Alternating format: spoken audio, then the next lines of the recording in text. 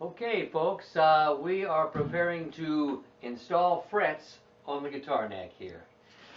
This is what's called a notch fret job. If you notice, I've pre-cut the frets. They've got little notches on the end that lap over the binding. I've taken and notched them out, and then I will take and come over to my nice little grinding wheel that I have set up to grind the very last bit of the tang down to get a very clean, tight fit with no gapping. Okay. I use an epoxy fret job because I just feel it gives a more stable neck. There's so much gapping in between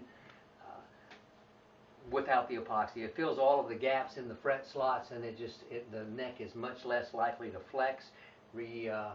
It was a technique pioneered by Don Teeter and people like that, and Roger Sadowski.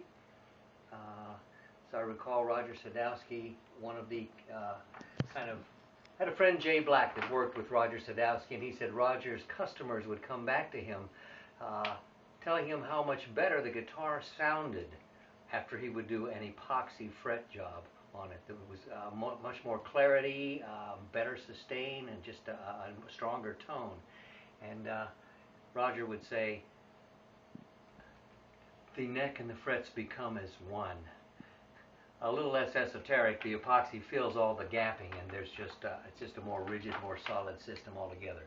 What I'm doing now is the essential thing if you're doing an epoxy fret job, get all your stuff ready, because you kind of got a time element involved here. I've got this ready. I've got my clamping system ready. The fingerboard has been pre-leveled on this radiused bar. I attach an adhesive sandpaper, level the neck perfectly with increasing grits of sandpaper up to about 600. The neck is perfectly arched, perfectly straight, perfectly true. And the same caul that I've used to level the fingerboard is what I will use to actually clamp after the fret job, to hold the frets in position. And it's the same bar that I will use to do a fret dress afterwards. So everything is off the same constant. And anyway, there we go. I prefer to press the frets in rather than hammer them in. This is a system that fits with my fret clamping arbor press over here, which we'll get to. What I'm going to do now is mix up the epoxy.